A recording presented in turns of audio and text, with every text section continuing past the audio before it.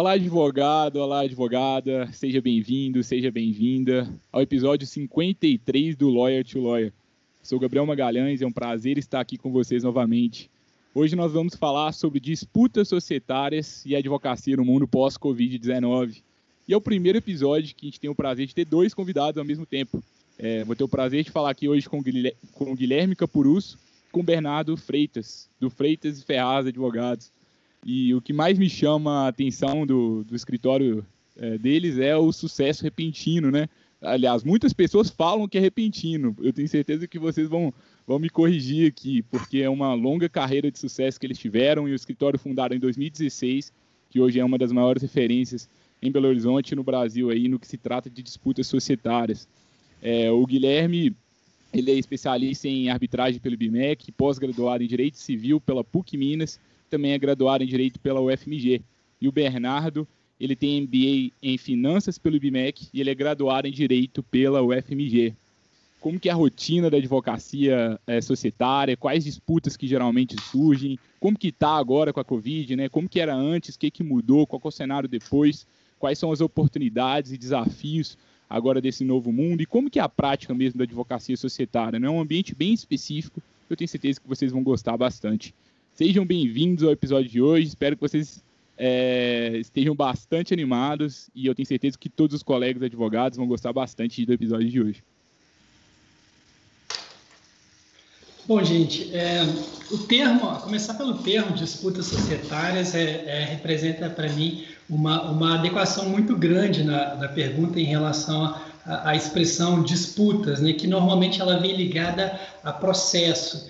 E a questão da disputa societária em si, na maioria das vezes, ela é anterior ao próprio processo e muitas vezes ela se encerra antes mesmo do processo começar. É um conflito dentro da sociedade, né?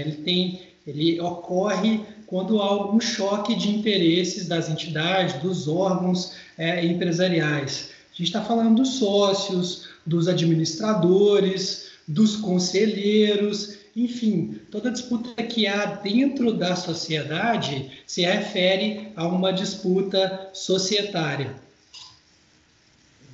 E complementando aí, Gabriel, primeiro queria agradecer aí novamente o convite, é um prazer muito grande estar aqui nesse podcast que tem tratado de assuntos muito relevantes e ser convidado aí por você, para a gente foi uma honra, uma satisfação muito grande.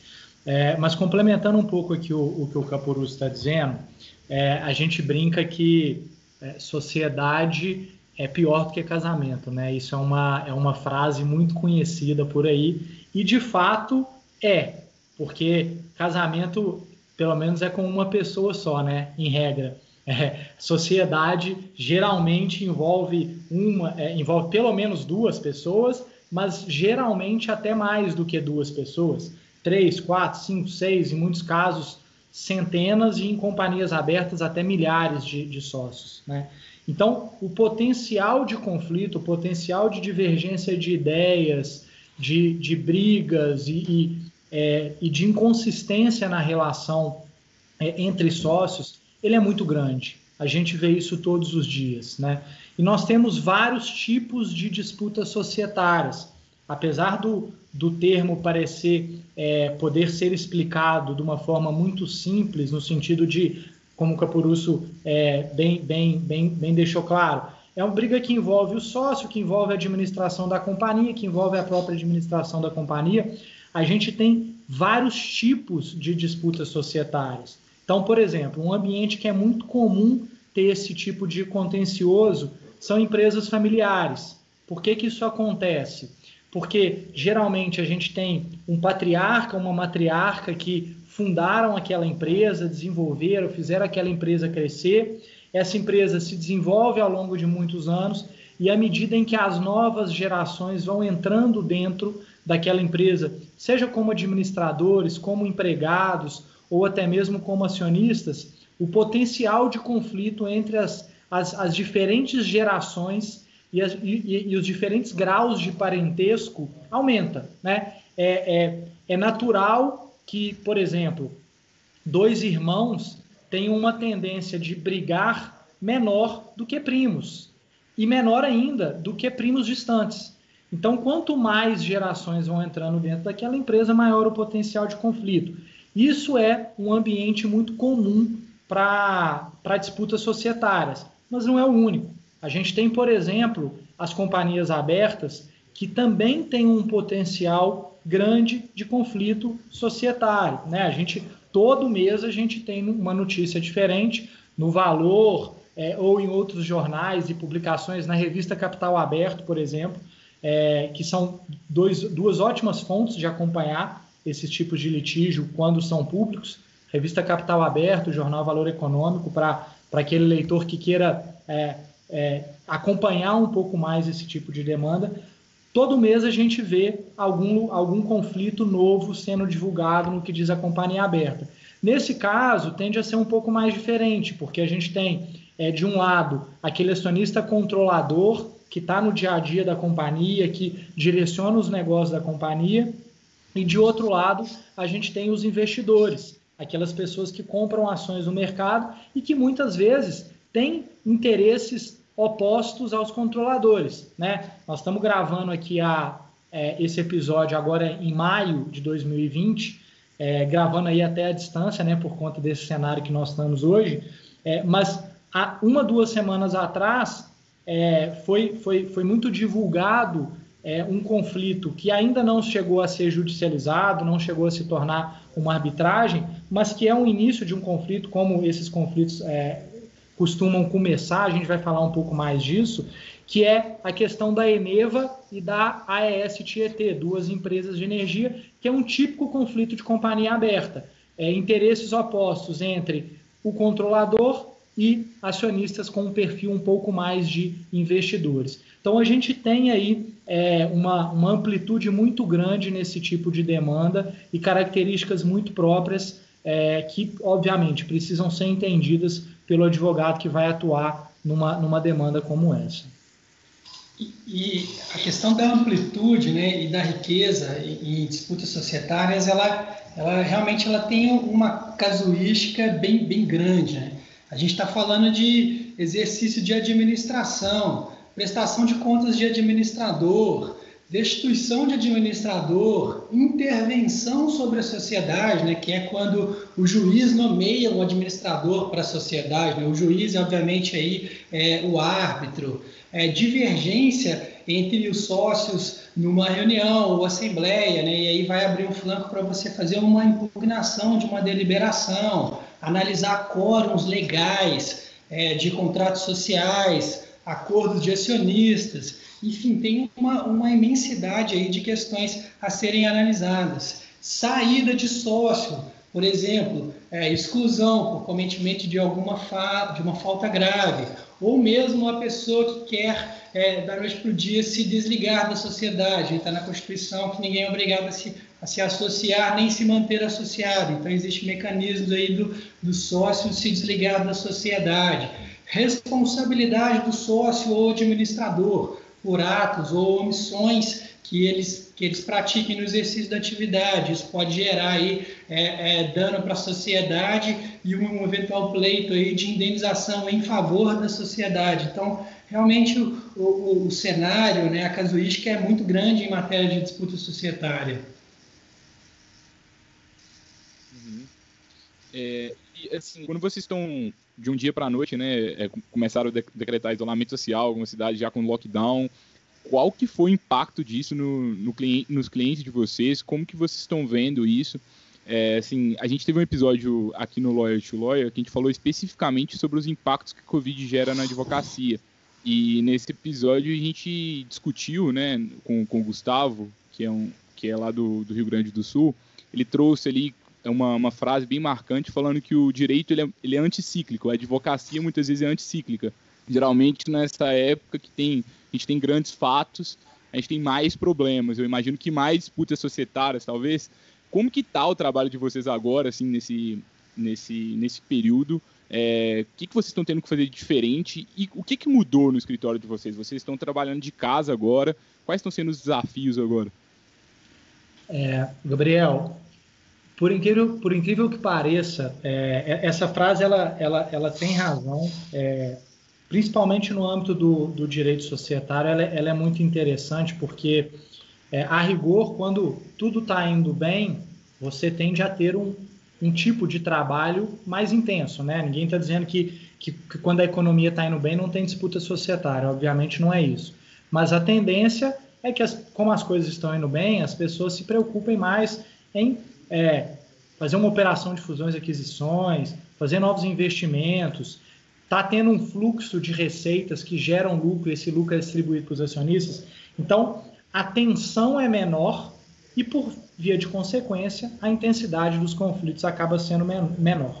Quando a gente tem crises econômicas, como tivemos em 2008, 2016 e etc., obviamente, quando os recursos são escassos, a tensão aumenta e o potencial de conflitos societários naturalmente também aumenta. Isso de fato é verdade e acontece. A gente vivencia isso ao longo de todo esse longo tempo que a gente já vem trabalhando com direito societário e com disputas societárias. Especificamente nesse caso da Covid, como eu acho que é uma situação que, em primeiro lugar, é totalmente nova para todo mundo, ninguém nunca vivenciou isso, né? Uma paralisação global que gera efeitos não só do ponto de vista sanitário, mas também do ponto de vista econômico, acabou gerando, eu acho que até uma paralisação de todo mundo, assim, até conflitos que já estavam em andamento arrefeceram, porque, em primeiro lugar, você, desde ali do final de março até agora, as próprias pessoas não sabiam por quanto tempo que essas medidas de restrição ao contato social perdurariam. Então, você acaba ficando, vamos esperar um pouco mais para tomar essa medida, porque estamos num ambiente que não é o mais recomendável, o judiciário está com o expediente suspenso. Então, assim, essa incerteza ao longo desses pouco mais de 2 meses que estamos diante desses efeitos aí da pandemia aqui no Brasil, com mais intensidade, eu acho que eles foram um pouco mais de espera, até arrefeceram um pouco, e os próprios players que poderiam empurrar esses conflitos societários, eles estão segurando um pouco a rédea por 2 motivos. Primeiro, pelas dificuldades de se litigar, né? Você não consegue ajuizar uma ação e ir lá no fórum e despachar com o juiz a liminar, que é algo muito comum nessa prática de disputas societárias. Só essa dificuldade por si só já é um desincentivo. Ora, ao invés de eu ajuizar a medida agora, deixa eu ver se o judiciário volta daqui 2 semanas, aí eu ajuizo daqui 2 semanas para eu poder ir lá fazer esse despacho. Então, isso já é algo que cria um desincentivo para as demandas se intensificarem ou até se iniciarem nesse momento. E uma outra questão é o fato de que está todo mundo solidário com relação a esses problemas que nós estamos vivendo. Então, eu acho que, por mais que disputas, obviamente, estejam ocorrendo, estejam continuando, as medidas estão sendo um pouco mais brandas, pelo menos nesse período de incerteza de quanto tempo que isso vai durar, tendo em vista as dificuldades e essa solidarização aí entre todos, tá? O que não significa dizer que as demandas que já estavam em andamento pararam. Por exemplo, os tribunais arbitrais, praticamente todos, estão funcionando de forma eletrônica, né? Então, as arbitragens que já existiam, elas estão andando normalmente e estão com os prazos correndo, com todas as medidas sendo tomadas normalmente. E é interessante, só complementando um pouquinho do que o Bernardo está falando, é que nesse clima de tensão, decisões continuam sendo tomadas, riscos são assumidos, interesses são antagonizados. Isso ao mesmo tempo que pode gerar aí um sentimento de definição para frente, pode tornar também alguma situação mais iminente. E aí os interesses se contrapondo, podem surgir novos conflitos ou catalisá-los. Por outro lado, também, fazendo pensando aí um pouco na história, né, a gente já viu alguns eventos em que crises externas, ameaças externas, elas provocam uma reunião interna. Isso nas nações, nos grupos menores, etc. Então, isso pode acontecer também de sociedades que tenham algum germe de conflito, diante de uma situação de Covid, se vê necessidade de fortalecer as estruturas internas e talvez até se apaziguem, como o Bernardo disse, deixe para tomar alguma decisão ou quando o judiciário estiver num funcionamento normal e a partir daí haja alguma relação que amenize os conflitos. E assim, até pegando um pouco desse novo ambiente, né, de mais solidariedade, pelo menos eu tento acreditar nisso e de fato várias pessoas estão sendo mais solidárias, algumas nem tanto. Como que vocês organizam a equipe de vocês entre contencioso, entre consultivo, entre negociar ou não? Como que vocês definem esse tipo de estratégia, considerando tanto um contexto macroeconômico quanto a própria peculiaridade de cada caso concreto de vocês? E como que você, entrando um pouquinho também na divisão da equipe de vocês, como que é mais ou menos a divisão do trabalho assim, entre os advogados? Falando um pouco de gestão também. Bom, no nosso funcionamento, a começar pelo nosso funcionamento, como que a gente está, né? A gente já completou um pouco mais de 2 meses de trabalho em casa, né? Em home office. Se a gente puder voltar aí na criação do escritório, a gente tinha uma preocupação muito grande de criar plataformas que possibilitassem que cada advogado trabalhasse de qualquer lugar do mundo. Então, por exemplo, aqui no escritório a gente não tem um arquivo físico. A gente tem alguns armários que estão, na maioria deles, vazios e a gente teve uma preocupação muito grande de organizar bem o ambiente virtual de forma que não impossibilitasse o trabalho de ninguém. Obviamente não pensando aí talvez como o Bill Gates de que isso ia acontecer, mas de uma forma que tornasse a relação entre a gente mais eficiente sob o ponto de vista de estrutura física. E tem funcionado bem, né, Bernardo? Esses 2 meses a gente implantou algumas rotinas internas das próprias áreas e do escritório como um todo, para manter tanto a conexão, a chama acesa, quanto para não impossibilitar aí o trabalho de uma forma eficaz para todo mundo. Em relação à divisão interna, bom, Bernardo, eu vou deixar você falar um pouquinho aí de como que a gente trabalha, como que a gente está estruturado aí entre equipes e depois a gente volta aí na situação do caso concreto de um cliente na iminência de um conflito como esse. Tá, esse é um ponto que é muito interessante, Gabriel, porque isso talvez seja um dos grandes diferenciais que a gente vê no nosso escritório e na nossa equipe no que diz respeito a trabalhar com esse tipo de demanda. É uma demanda, como eu disse, muito específica, né? É um contencioso que envolve diversas partes, tem uma legislação própria, que são as leis societárias, o Código Civil, a parte que trata de, principalmente, sociedade limitada, a lei das sociedades anônimas e etc. Qual que é esse grande diferencial que eu estou querendo dizer? A gente tem uma formação, eu, Bernardo Freitas, o meu sócio Adriano Ferraz, a gente tem uma formação de muitos anos na área de direito societário. O Adriano, lá nos idos de 2005, ele foi fundador do Grupo de Estudos de Direito Empresarial da UFMG, que tinha como propósito, e tem até hoje, o grupo está fazendo 15 anos esse ano, sempre teve como propósito estudar principalmente direito societário. Eu conheci o Adriano no âmbito desse grupo de estudos, lá na UFMG, me tornei coordenador dele posteriormente. Desde então a gente vem trabalhando juntos em vários escritórios, até que montamos o Freitas Ferraz há praticamente 4 anos atrás. Ou seja, não foi do dia para a noite, né? Teve toda a carreira ali antes e depois... Eu ia dizer exatamente isso. Quando você falou a frase do sucesso da noite para o dia, a gente tem aqui no escritório, só fazendo um parênteses nesse assunto, a gente tem aqui no escritório uma parede com tanto de frase que a gente acha que inspiram a filosofia nossa do escritório.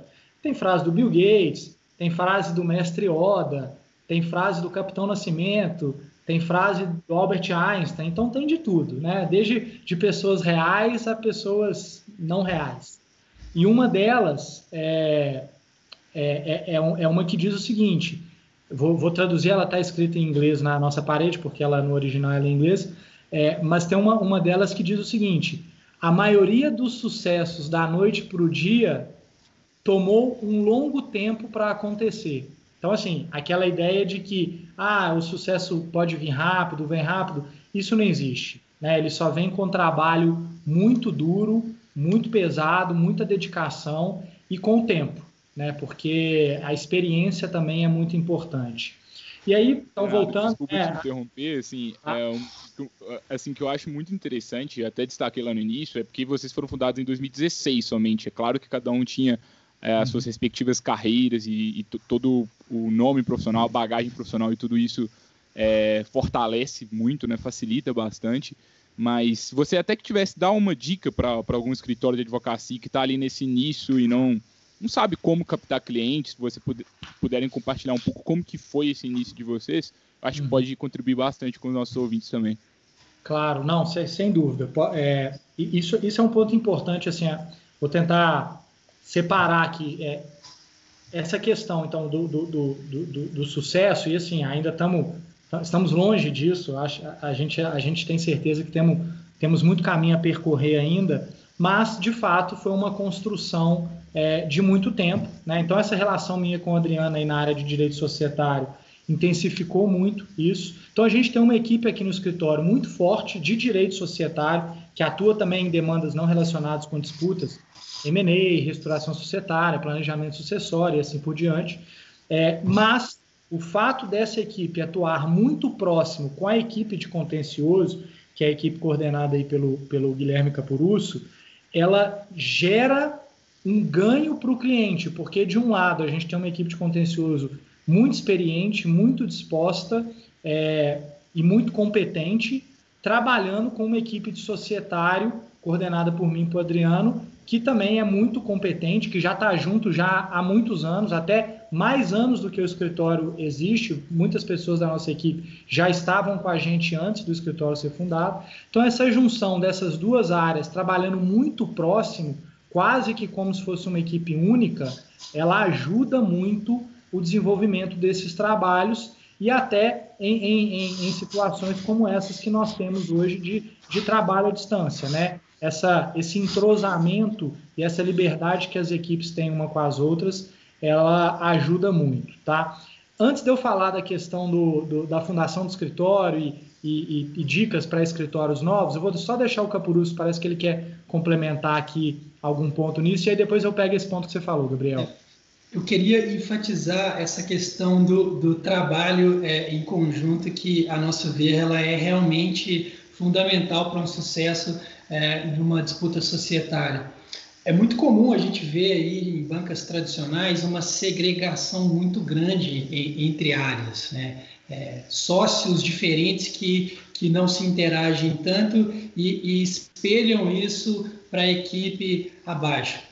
E aí a pergunta é o seguinte: quando existe, como a disputa societária, um processo, um caso que demanda conhecimentos tão específicos de duas áreas, como é que faz? Como é que fica, né? As pessoas elas não estão acostumadas a trabalhar entre si, um não conhece o dia a dia do outro, quem que vai gerenciar, quem que vai liderar, como que divide essa bola. E aqui no Freitas Ferraz, a gente tem isso muito consolidado, porque já vem desde lá de trás de valores nossos, de críticas, de como que a gente acha que um bom trabalho tem que ser conduzido sob o viés do cliente, não do sócio, não da área, mas como que o escritório como um todo, ele consegue entregar o máximo que ele tem para determinada disputa. Então, era só esse comentário aí que eu queria fazer em complementação do que o Bernardo fez.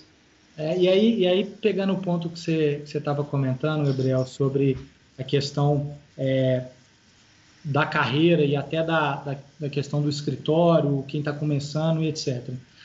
Uma outra filosofia que a gente, principalmente eu e Adriano, lá atrás, a gente conversava muito, e eu tenho certeza que isso vale também para o Capurussi e para os outros sócios nossos, e aí até por isso que, apesar da gente ter trabalhado junto durante muito tempo em outros escritórios, em outros locais, viemos a montar o escritório, né, somente, entre aspas, há 4 anos atrás, é porque nós sempre tivemos a mentalidade de que você ter um mentor, né, você ter um mentor ou mentores, né, pessoas que te ajudem no seu desenvolvimento pessoal é muito importante, né? Então, naturalmente, o ponto em que nós chegamos, tudo que nós sabemos hoje, nós devemos não apenas a nossa dedicação e ao que nós corremos atrás, a nossa vontade, mas também pela convivência que tivemos com pessoas que foram nossos superiores aí em outras bancas. Isso é muito importante. Isso ajuda a gente a aprender muito, a evoluir muito, a aprender com os acertos e com a grande qualidade dessas pessoas e também com os erros. Então, isso foi muito útil para a gente. E aí, o que eu quero dizer com isso independentemente de você estar dentro de um escritório ou de você criar um escritório ainda jovem ou algo do tipo, primeiro ponto busque ter um mentor, busque ter alguém um pouco mais experiente que você, alguém que você admire, alguém que você sabe que é competente. Busque a ajuda dessa pessoa, tente interagir com ela periodicamente, aprender um pouco com a experiência dela, pedir opiniões. Acho que no mundo da advocacia a gente tem a possibilidade de ter um coleguismo, uma ajuda, né? Buscar que pessoas que estejam um pouco mais à frente na carreira possam te ajudar é muito importante, tá? Isso é um diferencial gigantesco. Do ponto de vista da questão de captação de cliente que você perguntou, Gabriel,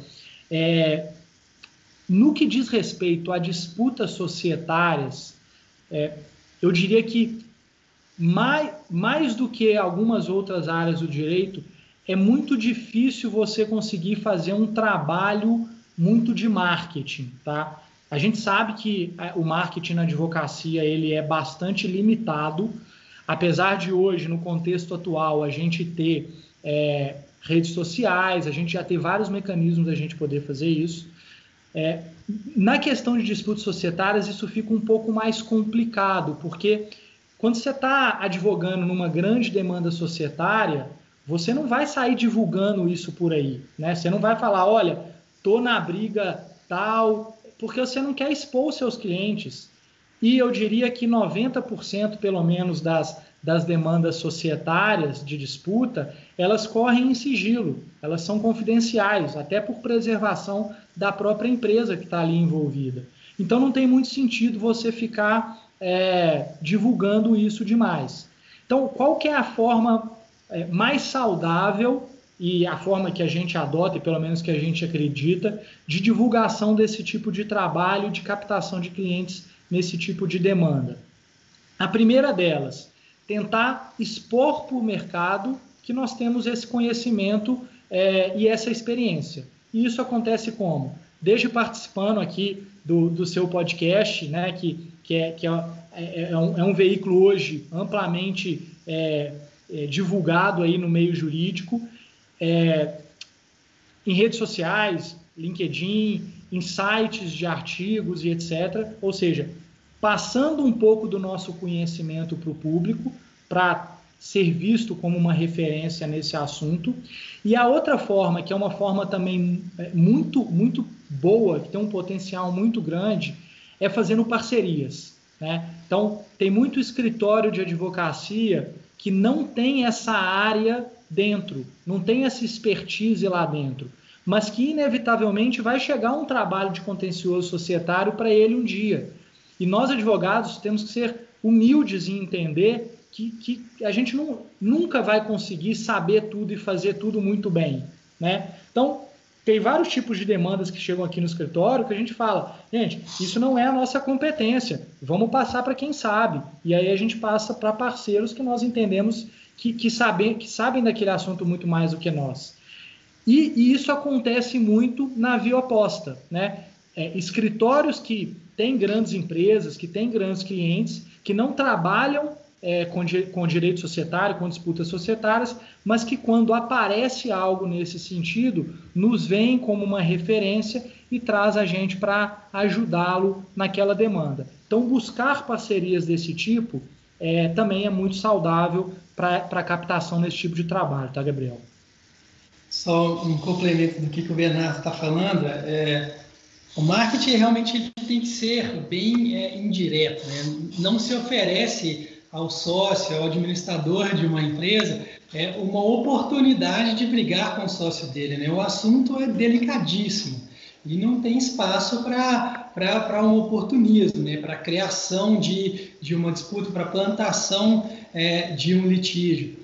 Eu costumo dizer aqui para o pessoal que quando você faz, por exemplo, um M&A muito bem feito, uma negociação bem feita, ou qualquer outra operação semelhante, é natural até que a contraparte reconheça o seu bom trabalho, a sua boa contribuição para que o negócio ocorra, não necessariamente no ambiente de oposição, mas para construir um bom negócio para os dois lados e até venha te contratar no futuro. Isso em disputas, principalmente societário, é impossível, simplesmente impossível de acontecer. Você ganha praticamente um inimigo, dada a intensidade, a dinâmica, a oposição entre interesses. Então, realmente, é o que o Bernardo disse, você tem que criar outras formas, tanto de associação, de divulgação de conteúdo, para que você seja lembrado e possa ir trabalhar ou dentro dos próprios clientes ou com alguns colegas que já atuem aí para empresas, mas que não tenha esse conhecimento ou a própria estrutura para cuidar de uma disputa como essa. Eu acho muito interessante na fala de vocês perceber o tanto que vocês conhecem muito bem o mercado em que vocês estão atuando e conhecem muito bem os seus clientes, né? Porque a partir do momento que a gente conhece o cliente, a gente começa a perceber assim, opa, quem está atendendo o meu potencial cliente hoje é uma banca de advocacia que não tem a especialidade que eu tenho. Talvez um possível inimigo se torne um grande aliado. Muitos escritórios ficam ali um pouco perdidos nisso. Eu acho que a partir do momento que a gente descobre melhor ali quem é o nosso cliente, quem são os nossos concorrentes, a gente vai descobrir ali possíveis oportunidades e da mesma forma possíveis ameaças. E eu também percebo muito que vocês, além, né, de prestarem os serviços jurídicos, né, além de fazerem o básico e fazerem muito bem feito, né, que precisa ser feito, vocês estão ali buscando produzir conteúdo na internet. Então vejo sempre webinars de vocês, as redes sociais muito movimentadas, inclusive é um escritório que, talvez o escritório que mais produz conteúdo que eu acompanho assim, atualmente. Eu acho que isso é legal. E isso é o inbound marketing, né, que está muito em voga e vários escritórios de advocacia ficam falando por aí que não tem cliente. Mas, poxa, quanto tempo que você gastou ali para produzir conteúdo? Quanto tempo você gastou para compartilhar os seus conhecimentos? Quanto tempo você gastou para buscar... Poucas pessoas fazem isso. E por mim, a última questão que eu destaco, né, eu tive a oportunidade de visitar o escritório antes da Covid, né? E eu vi a parede e o que marca, né, a cultura bem forte desde o início. E como a cultura bem forte, com os valores pregados na parede, mais do que pregados na parede, sendo vivenciados por todo mundo, aí a distribuição de tarefas entre a equipe fica melhor, o ambiente fica mais saudável e os clientes ficam satisfeitos e a equipe também. Eu acho que talvez pode ser um pouco aí dos segredos aí de vocês. Eu não sei se vocês concordam, mas é a minha visão aqui de fora. Para a gente fechar, desculpa, Bernardo, só para concluir aqui, para a gente fechar, eu queria saber se vocês têm algum conselho final para os colegas advogados estão escutando, se vocês estão utilizando alguma ferramenta específica, algum livro, vocês falaram de mentores, se queriam fazer alguma referência aí para quem está nos escutando. Uhum. Deixa eu só comentar dois pontos que você colocou aí, Gabriel. Primeiro, eu queria só fazer uma ressalva aqui, né? Quando a gente fala inimigo, de forma alguma é inimigo no sentido de ser alguém que a gente desgoste, etc.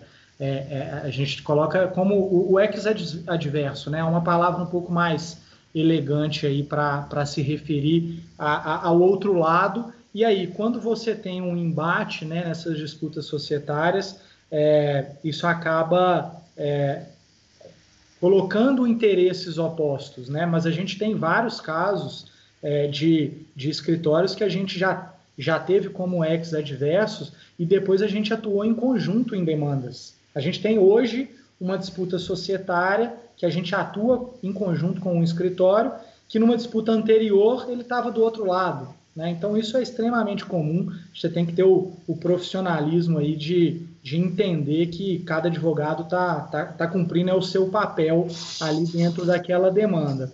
E só um parênteses, Bernardo, às vezes até facilita, né? A gente tem exemplo aí de pessoas que já são os nossos ex-adversos com mais frequência, facilita bastante a comunicação, sentar na mesa, discutir e resolver o problema do cliente. E sobre esse ponto das redes sociais, aí até para fechar, Gabriel, é interessante, assim, isso passa muito dessa cultura nossa de tentar mostrar o máximo. São duas coisas, na verdade. De um lado, é tentar mostrar para o mercado ao máximo os nossos conhecimentos, né, a nossa qualidade, a nossa experiência. E se hoje a gente tem o mecanismo das redes sociais, da internet para fazer isso, por que não fazer, né? De um lado, é um ganha-ganha. De um lado, nós conseguimos divulgar isso, que é algo que temos internamente, essa competência, essa experiência, e do outro, expõe para o mercado isso, no sentido, obviamente, de quando alguém tiver uma demanda nesse sentido, nos procurar para poder ajudá-lo, né? E isso internamente é resultante de uma política educacional muito forte que a gente tem aqui no escritório, de sempre dar cursos. Todos os sócios aqui do escritório, eles dão aulas periódicas para a equipe sobre temas diversos. Eu dou aula, já dei um ano aula semanal sobre M&A, agora eu estou dando sobre acordo de acionistas. Então a gente tem isso interno muito forte e, naturalmente, em vez de deixar isso restrito internamente, a gente tenta jogar isso para fora do escritório, porque traz uma série de benefícios não só para a gente, mas também para as pessoas que se relacionam e que estão ali acompanhando o dia a dia, a vida do Freitas Ferraz. Tá?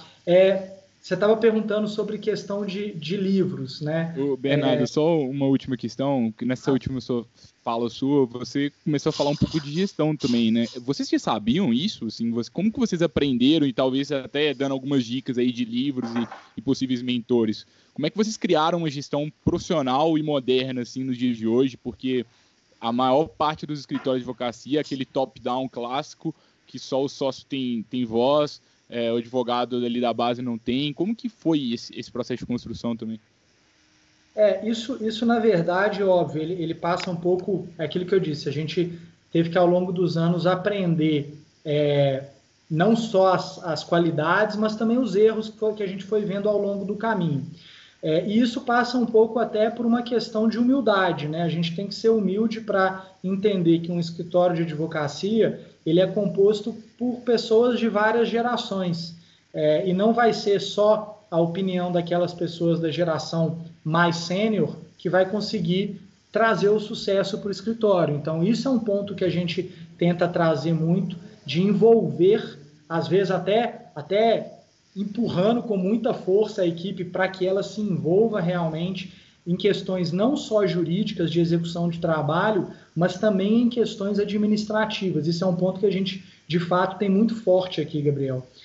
E aí, nesse sentido, a ideia é cada vez mais o sócio sair da gestão de dia a dia, colocar isso na mão de quem está ali no dia a dia, né? Então envolver a equipe jurídica também nesses temas relacionados com RH, administração organizacional, eficiência, tecnologia, inovação, gestão. E um passo muito importante que a gente deu no final do ano passado, que foi a contratação do Ebert, que é a pessoa hoje que é o chefe aí da nossa parte administrativa, para assumir todos os projetos administrativos e de gestão que a gente tem no escritório, delegando, coordenando os vários comitês que a gente tem, os vários projetos de gestão que a gente acaba criando aqui dentro também, muito resultante das ideias que a gente busca ter, não só no ambiente dos sócios, mas também muito no ambiente dos advogados. Muita coisa boa vem da cabeça da equipe, porque é quem está ali no dia a dia, às vezes é quem conhece uma tecnologia nova, então isso é muito importante. E isso, óbvio, isso vem não só daquilo que a gente aprendeu com a nossa experiência, mas vem, por exemplo, de algumas leituras. Vou dar um exemplo aqui de um livro muito legal que eu já li, os outros sócios aqui leram, a gente até comprou uns 4, 5 exemplares, colocamos aqui no escritório para a galera ler, que é um livro que chama Mais Rápido e Melhor. Ele não tem nada a ver com questão jurídica, ele é totalmente questão de gestão, de como implementar determinadas práticas dentro de uma organização para criar incentivos e para criar eficiências lá dentro, questões motivacionais, questões de RH. Então tem muita coisa interessante nesse livro. É um autor super competente, que é o Charles Duhigg. Ele é aquele que escreveu o livro mais famoso dele, O Poder do Hábito. É um livro muito interessante para essa área e que traz ideias que a gente implementa aqui no escritório no dia a dia, tá? Legal, esse livro está ali no minha estante ali atrás, eu gosto bastante dele. Você já conhece. Outra coisa legal também, que eu posso comentar aqui, que também é relacionado com o livro, a gente também foi um passo muito, muito interessante que a gente teve no ano passado, nessa área de gestão, e que ele tem nos ajudado muito a entender até qual a melhor forma de executar os trabalhos, etc.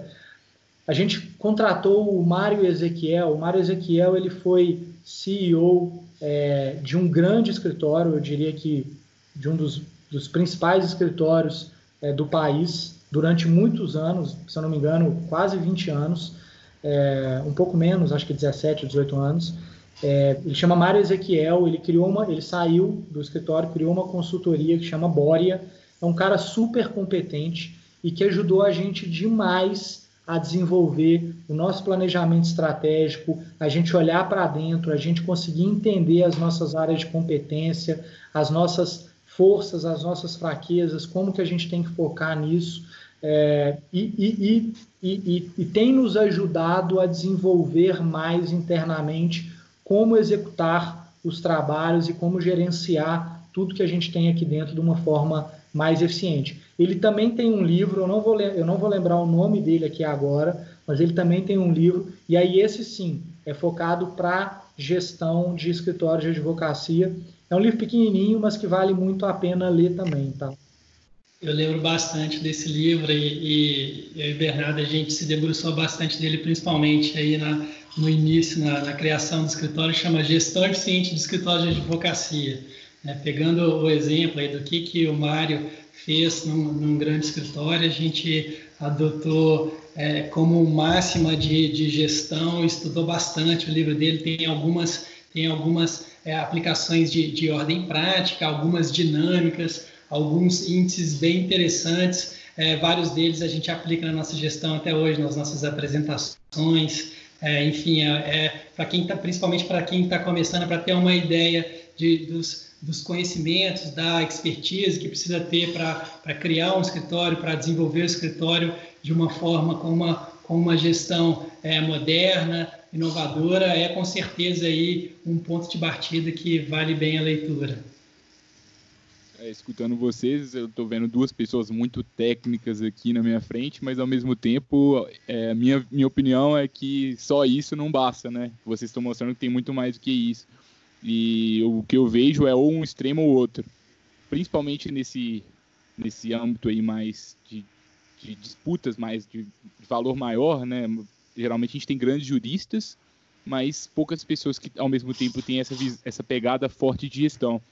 Quando a gente tem os dois juntos, a gente consegue entregar serviços melhores para os clientes, porque além de ser muito bons ali no direito, a gente também consegue criar uma experiência diferenciada, prestar serviço de uma forma diferente, se comunicar de uma forma melhor e aí realmente se destacar no mercado. Muito obrigado, viu, pessoal? Vocês têm algum último recado, assim, alguma dica final, algum comentário final? Só um último recado, na verdade, um último comentário que eu queria fazer, Gabriel, é que, na verdade, assim, a gente tem muitas ideias, mas ainda estamos muito longe de chegar onde a gente quer chegar e aonde a gente acha que é o ideal. Tem muita coisa que dá para fazer no mercado jurídico, na maior eficiência, na maior profissionalização da prática jurídica, e é isso que a gente tem como um dos principais objetivos, né? A gente ainda está muito no início, como a gente diz, 4 anos na vida de uma empresa não é nada, é o bebê engatinhando ainda, e é como a gente se sente, um bebê engatinhando, porque tem muito projeto, a gente tem muita ideia que a gente quer desenvolver ainda, e aí é legal porque iniciativas até como a sua, né, de ter um podcast voltado para a advocacia, para a área jurídica e de escritórios, ele contribui muito até para a gente também acaba aprendendo bastante coisas e tentando aprimorar as nossas ideias com isso que você vem criando aí. Então é bem legal, parabéns aí pela iniciativa, também nos ajuda bastante e, de novo, obrigado pelo convite aí novamente, sempre um prazer poder participar. Obrigado, Gabriel, pela oportunidade aí de poder contribuir com um pouco da nossa experiência.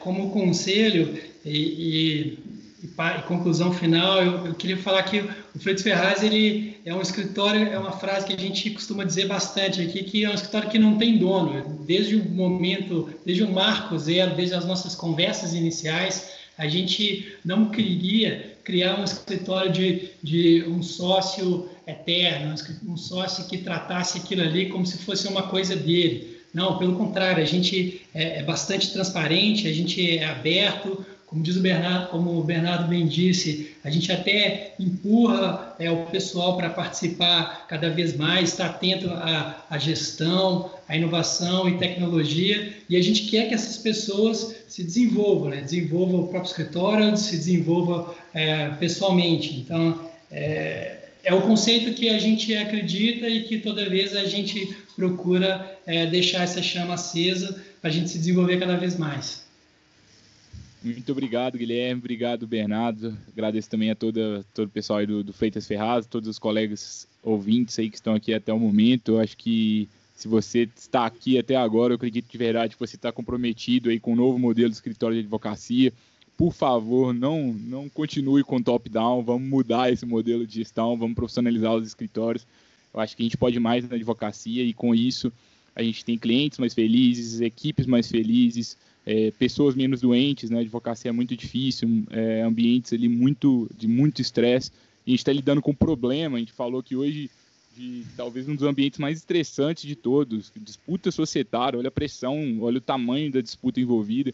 Se a gente ainda tem uma má gestão, fica um ambiente ainda mais difícil, né? Eu acho que fica um convite para todo mundo buscar as duas formas. Se você quiser ler a transcrição desse episódio, acesse o blog da Freelaw, o link está aqui.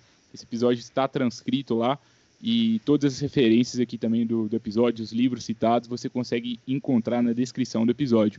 A gente se vê novamente na próxima semana para mais um Lawyer to Lawyer da Freelaw. Agradecer a todos aí pela audiência. Obrigado.